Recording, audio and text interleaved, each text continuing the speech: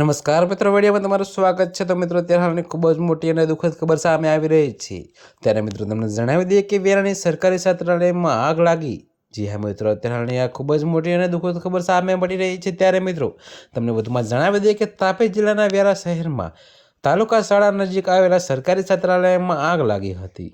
જોકે મિત્રો પ્રાથમિક અનુમાન મુજબ આગ શોર્ટ સર્કિટને કારણે લાગી હતી। ત્યારે મિત્રો અત્યારે હાલની આ ખૂબ જ મોટી અને દુઃખદ ખબર સામે મળી રહી છે। ત્યારે મિત્રો તમને વધુમાં વિગતવાર જણાવી દઈએ કે આગ લાગી ત્યારે છાત્રાલયના બાળકો બહાર હોવાથી મોટી જાનહાનિ ટળી ગઈ હતી।